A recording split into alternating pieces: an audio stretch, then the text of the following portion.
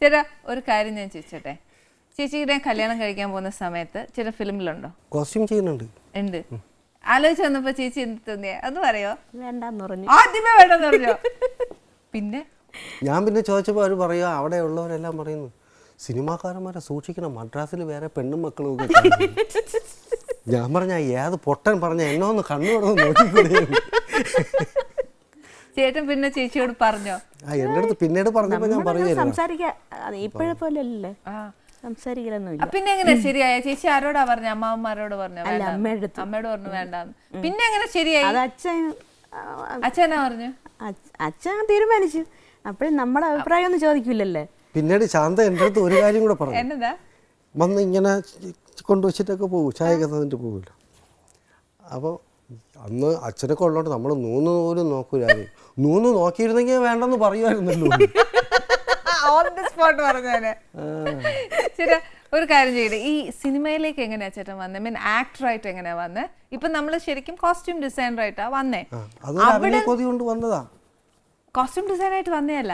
അതെ, പക്ഷെ കോസ്റ്റ്യൂം ഈ തയ്യല് എന്നൊരു പഴുത് അവിടെ ഉണ്ടതുകൊണ്ട് ഒരു വഴി ഇട്ട് നോക്കിയതാ. ഓക്കെ. അപ്പൊ ചേട്ടനോട് ആരാ ആദ്യമായിട്ട് അഭിനയിക്കുന്നോന്ന് ചോദിക്കുന്നോ അതോ ചേട്ടനായിട്ട് പറഞ്ഞതാണോ? ചൂതാട്ടം എന്ന് പറഞ്ഞിട്ട് സിനിമ തിരുവനന്തപുരത്ത് തന്നെയാ. അത് നടക്കുമ്പോഴാണ് ഞാൻ മോഹൻദാസ് എന്നറിയാലോ, മേക്കപ്പ് മോഹൻദാസ്. ആള് കുമാരുടെ തന്നെ ക്ലബ്ബും നാടകവും അവിടെ നായകനായിട്ടൊക്കെ അഭിനയിക്കുന്ന ആളാണ്. അപ്പോൾ നമ്മൾ ആ ക്ലബ്ബുമായിട്ടൊക്കെ ബന്ധമുണ്ട്. ഞങ്ങളും ഇങ്ങനെ കുഞ്ഞ് അഭിനയിക്കാൻ വേഷം കിട്ടുമെന്നൊക്കെ നടക്കുന്നതല്ലേ, ഏഹങ്ക നാടകമൊക്കെ ചെയ്യും. അപ്പോൾ ഒരു ദിവസം തയ്യക്കടയിൽ വന്നപ്പോഴത്തേക്കും മോഹൻദാസ് എണ്ണം പറഞ്ഞു, എല്ലാ ജെൻസും ലേഡീസും ഒക്കെ തയ്ക്കാൻ അറിയാവുന്നൊരു പയ്യനാ വേണം, നീ വരുന്നുണ്ടോ, നീ കടയിൽ നിന്ന് ഇറങ്ങിയാൽ നിൻ്റെയൊക്കെ ബുദ്ധിമുട്ടാവുമോ എന്നൊക്കെ ചോദിച്ചു. ഞാൻ കുഴപ്പമില്ലാന്ന് അങ്ങനെ പോയതാ ചൂതാട്ടത്തിന്. അങ്ങനെ അല്ല CS ലക്ഷ്മണേട്ടൻ്റെ കൂടെ അസിസ്റ്റൻ്റായിട്ട് കൂടിയതാണ്. അപ്പോൾ ആ പ്രൊഡ്യൂസർക്കും അറിയാം. അപ്പോഴും നമ്മളൊരു നാടകമൊക്കെ നടക്കുന്നുണ്ട്, ആളും നാടകമൊക്കെ കണ്ടു. എന്നിട്ട് ഇപ്പോൾ ഡയറക്ടർ എന്ന് പറഞ്ഞിട്ട് എനിക്കൊരു കുഞ്ഞ് വേഷമൊക്കെ. അത് കുതിരവട്ടം പപ്പുച്ചേട്ടനായിട്ട് മറ്റേ മൗസാൻ്റെ സ്റ്റുഡിയോയുടെ പുളിയിറക്കണം, അതിൻ്റെ അവിടെ ഒരു ചായക്കടയ്ക്കകത്തിരുന്നു. 1-2 ഡയലോഗുണ്ട്. അപ്പോൾ തരങ്കണിയിൽ ഡബ്ബിങ് ഒക്കെ തുടങ്ങിയ സമയം അവിടെ പോയി ഡബ്ബിങ്ങിന് എന്നെ തന്നെ വിളിച്ചു. അങ്ങനെ ഓക്കേന്ന് വെച്ചാൽ എനിക്ക് തോന്നുന്നു എന്നെ തന്നെ വിളിച്ചത് അന്ന് എൻ്റെ ശബ്ദം ഇങ്ങനെ മാതിരി കൂകുന്ന പോലത്തെ ഒരു ശബ്ദമില്ലേ ആയിരുന്നല്ലോ. അപ്പം അതുകൊണ്ടൊക്കെ ആയിരിക്കും എന്നാൽ ആൾ തന്നെ ചെയ്യട്ടെന്ന് തോന്നിയിട്ടുണ്ടാവും. സുകുമാരൻ സാർ അകത്ത് വന്ന് ആകെ വല്ലാത്തൊരവസ്ഥയില്ല, ഇരുട്ടത്ത് വലിയ സ്റ്റുഡിയോക്കകത്ത് ആരുമില്ല. എന്നിട്ട് എല്ലാവരും മാറിക്കളയും, മൈക്കും തന്നിട്ട് അവിടെ പോയിരുന്നിട്ട് തുടങ്ങിക്കോ. അപ്പോഴത്തേക്ക് ഇതങ്ങ് കറങ്ങി നമ്മൾ ശ്വാസം എടുത്ത് കഴിയുമ്പോൾ ഇതങ്ങ് പോകില്ലേ, പിന്നെയും തിരിച്ചു വരണ്ടേ. അന്ന് അങ്ങനെയല്ലേ, ലൂപ്പായിട്ടല്ലേ ഡബ് ചെയ്യണം. പിന്നെ ഡയറക്ടർക്ക് ഇറങ്ങി വന്നു, അയാൾ തല്ല് തരുമോ, സുകുമാരനായിരുന്നു പഴയ പ്രായമുള്ളതാണ്, അയാൾ തല്ല് തരുമോ എന്നൊക്കെ വിചാരിച്ചു. പക്ഷെ വന്ന് സ്നേഹമായിട്ടും തോളിച്ചിട്ട് ഞാൻ പ്രസ് ചെയ്യുമ്പോൾ പറഞ്ഞു തുടങ്ങിക്കോ എന്നൊക്കെ പറഞ്ഞിട്ട് നിന്ന് ഡബ് ചെയ്യിച്ചു. ചേട്ടാ ഈ നാടക അനുഭവങ്ങളെ കുറിച്ചൊന്ന് പറയാം. നാടകത്തിനൊക്കെ നീയൊക്കെ പേര് ദോഷമാടാ എന്നൊക്കെ പറയുന്നൊരു അവസ്ഥ അന്ന് ആ സമയത്ത്. ഞാൻ തന്നെ ഒരു നല്ല നായക വേഷമൊക്കെ ചെയ്യാമെന്ന് വിചാരിച്ചൊക്കെ കൂട്ടുകാരും ചെയ്യുന്നൊരു നാടകമൊക്കെ സെലക്ട് ചെയ്യുമല്ലോ. പ്രിൻ്റഡ് നാടകമൊക്കെ എടുക്കും നമ്മൾ. എവിടെയെങ്കിലും ഉത്സവമാവുന്നു, അപ്പോൾ നമുക്ക് അവിടെ സ്റ്റേജും മൈക്കും കർട്ടനും കിട്ടും. ബാക്കി നമുക്ക് ഷെയർ ചെയ്ത് നടിക്കുള്ള കാശും എല്ലാവരും കൂടെ നമ്മൾ ഷെയർ ചെയ്യണം. അപ്പോൾ ഒരു നടി അല്ലെങ്കിൽ ഒറ്റ സെറ്റ് എന്നൊക്കെ പറഞ്ഞ് അല്ലെങ്കിൽ ബ്ലൂ കർട്ടന് കളിക്കാമെന്നൊക്കെ പറഞ്ഞിട്ട് നാടകം സെലക്ട് ചെയ്യുമ്പോൾ അതിൽ നല്ലൊരു ക്യാരക്ടർ മനസ്സിൽ കണ്ടിട്ടായിരിക്കും നമ്മൾ നാടകങ്ങൾ എടുത്ത് കുറേ നാടകങ്ങൾ വായിക്കണം. അങ്ങനെയൊക്കെയാണ് വായന തുടങ്ങിയതും. കുറേ നാടകങ്ങൾ വായിക്കാൻ. പക്ഷേ ഇതെല്ലാം തീരുമാനിച്ചു വന്ന് ആരെങ്കിലും ഡയറക്ടർ തീരുമാനിക്കുമ്പോൾ അതിൽ വേലക്കാരനോ അല്ലെങ്കിൽ വാച്ചറോ ആവും നമുക്ക് കിട്ടണം. അങ്ങനെ ആയിപ്പോവും. അങ്ങനെയുള്ള ക്യാരക്ടർ ചെയ്താണ് ശരിക്കും കോമഡി കോമഡി ആയതെന്നല്ല, നമ്മൾ അതിനുവേണ്ടി പാടുപെടണ്ടായിരുന്നു. കോമഡി ആക്ടർ ആവാൻ വേണ്ടിയിട്ടല്ല, ആദ്യമേ അത് കാറ്റഗറൈസ് ചെയ്തു. അങ്ങനെ പോവായിരുന്നു. പിന്നെ കുറേ മത്സര നാടകത്തിനൊക്കെ പോകും. മത്സര നാടകത്തിനൊക്കെ പോയാൽ പ്രൈസൊക്കെ കിട്ടും. കോമഡിയൊക്കെ മിക്കവാറും എനിക്ക് തന്നെ ഒരുപാട് പ്രൈസ് കിട്ടുമായിരുന്നു. അവതരണത്തിന് നല്ല കുഴപ്പമില്ലാതെ നാടകങ്ങളൊക്കെ കളിക്കും. ഒരു നാടകത്തിൽ എനിക്ക് നല്ല ക്യാരക്ടർ കിട്ടി. ഒരു വൃദ്ധനാണ് നായിക. നായിക തന്നെ 2-3 കുട്ടികളൊക്കെ ഉള്ള ഒരു ചേരിയിൽ താമസിക്കുന്ന ഒരു അപ്പൂപ്പൻ. ആ കുട്ടിയുടെ അച്ഛനൊക്കെ തന്നെയാണ്. അത് നല്ല ക്ലൈമാക്സിലൊക്കെ വരും. അത് ശരിക്കും ഇവിടെ പോയി നമുക്ക് അവതരണത്തിനൊക്കെ അന്ന് അമച്ചർ നാടകത്തിന് അവതരണത്തിനൊക്കെ അവാർഡ് കിട്ടിയിട്ടുള്ള നാടകമാണ്. അത് നമ്മൾ ഈ പാലോട് സൈഡിൽ അവിടെ ഒരിടത്ത് കളിക്കുമ്പോഴത്തേക്കും പിന്നെ അത് കളിച്ചിട്ടേ ഇല്ല. ക്ലൈമാക്സിലെത്തി ആൾക്കാർ അപ്പോഴും ഒന്നും. അപ്പോൾ എനിക്ക് ഷർട്ട് ഊരിയ എല്ലാവരും കരയും. അത്രയ്ക്ക് എൻ്റെ എല്ലൊക്കെ ഇഞ്ഞ് കാണാമല്ലോ. വശനായൊരു വൃദ്ധനാ. ക്ലൈമാക്സ് ആയപ്പോൾ എല്ലാവരും കടന്ന് ചിരി, അവിടെ നിന്ന് ഇവിടെ ചിരിക്കുന്നു. എന്നിട്ട് നമ്മളെ കൂട്ടുകാരൊക്കെ തന്നെ ലൈറ്റ് അടിക്കുന്നതും കർട്ടൻ പിടിക്കണമൊക്കെ ഇവന്മാരെന്തെങ്കിലും ചെയ്യണ്ടേ. ആ നായിക വന്നു, അച്ഛാ. ലാസ്റ്റ് അവൾ വന്നിട്ട് ഇങ്ങനെ പിടിച്ച് കരഞ്ഞ് കരഞ്ഞ് കരഞ്ഞ് കരഞ്ഞ് അങ്ങ് ഇരിക്കുന്നിടത്ത് ഞാൻ ഇങ്ങനെ നിൽക്കുമ്പോഴാണ് നാടകം തീരണതേ. ഈ പെണ്ണ് എൻ്റെ മുണ്ടും കൂടെ അഴിച്ചുകൊണ്ട് അങ്ങ് പോയി. ഞാൻ പിന്നെ തയ്യൽ അറിയാമെന്നുള്ളതുകൊണ്ട് ഈ നിറമുള്ള തുണിയിലൊക്കെ മറ്റേ ഇങ്ങനത്തെ എംബ്ലമൊക്കെ ലേസൊക്കെ വെച്ച് നിക്കറൊക്കെ ഒരു നടിയിട്ടിട്ടുണ്ടായിരുന്നു. ആ അങ്ങ് വല്ലാണ്ടായി. ഇവള എന്നാ അവിടെ നിന്ന് കഴിച്ച് പോയാലും വേണ്ടൂല, ഈ മുണ്ടെടുത്ത് മേലോട്ട് ഇങ്ങനെ പിടിക്കണം അവിടെ ഇരുന്നിട്ട്. നല്ലൊരു ക്യാരക്ടർ കിട്ടിയത് അങ്ങനെ പോയി. അപ്പൊ ആസം കോമഡി ആണെങ്കിൽ അവിടെ കിടന്ന് നമുക്ക് എന്തെങ്കിലും ചെയ്യായിരുന്നു സത്യമായിട്ട്. ശരിക്കും നമ്മുടെ സിനിമയിലെ കോമഡി ക്യാരക്ടേഴ്സ് അല്ലാതെ കൊമേഡിയൻ അല്ലാതെ സീരിയസ് റോൾസ് ചെയ്തിട്ടുണ്ട്. കഥാവിശേഷനൊക്കെ സീരിയസ് വേഷം. ദൃഷ്ടാന്തം, രാമായണം, ശുദ്ധരിൽ ശുദ്ധൻ എന്ന് പറഞ്ഞൊരു പടം ചെയ്തു. പിന്നെ അപ്പോത്തിക്കരി. അപ്പം ഇതിനകത്ത് ചേട്ടനൊരു സീരിയസ് ആയിട്ടൊരു നടൻ ഉണ്ട് എന്നുള്ളത് കണ്ടെത്തിയതാരാ?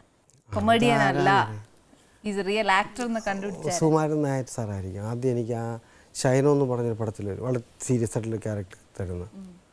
അതിനുശേഷമൊക്കെ തന്നെ പിന്നെ പിന്നെ മാറി.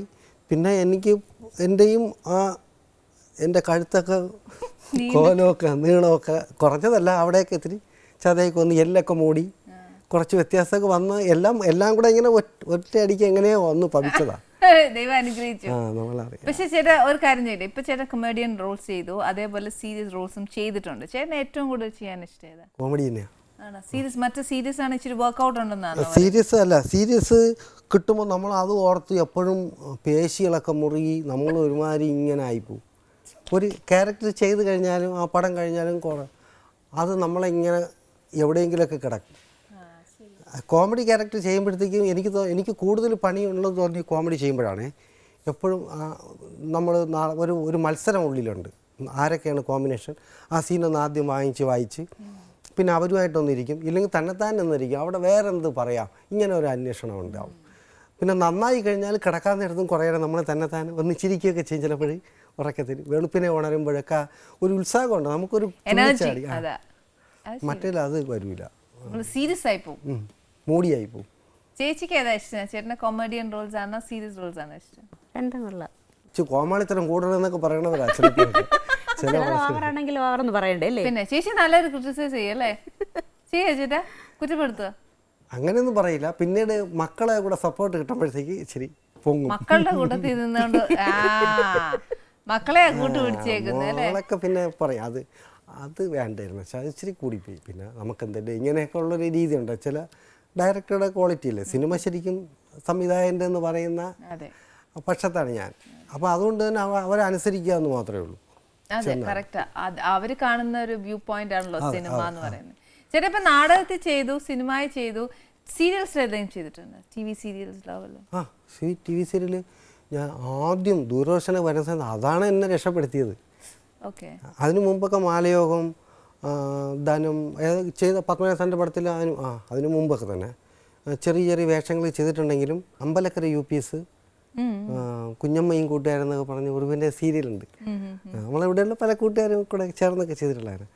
അത് വന്ന സമയത്താണ് ഞാൻ സ്ഫടികം എന്ന് പറഞ്ഞ പടത്തിൻ്റെ പർച്ചേസ് ചെയ്യാൻ വേണ്ടിയിട്ട് കോട്ടയത്ത് ഷൂട്ട് നടക്കുമ്പോഴത്തേക്ക് യാതോ സീരിയൽ കണ്ടിട്ട് എല്ലാവരും തിരിച്ചറിയും. പിന്നെ അത് ചോദിക്കും, കിന്നാരം ചോദിക്കും.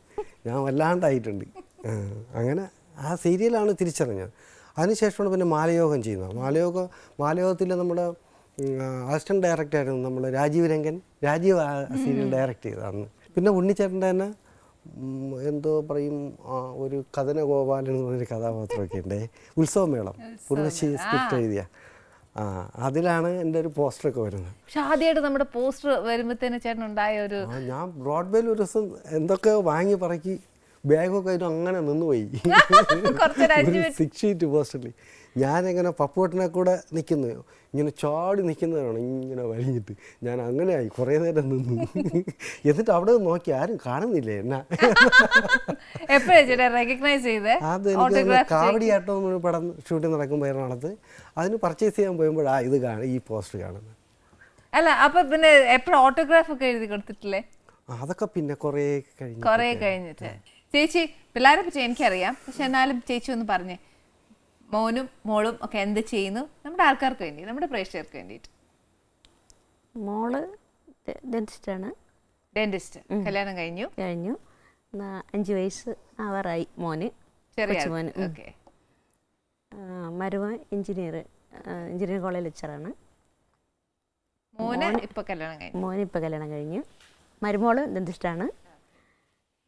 മോൻ ഇന്ത്യ സിമെന്റ്സിന്റെ ഓഫീസിൽ ഫോറിൻ എക്സ്ചേഞ്ച് ഉണ്ട്, അവിടെ വർക്ക് ചെയ്യും. ഒരു വായി നോക്കി പോയപ്പോ വേറൊരു വായി നോക്കി വന്നു.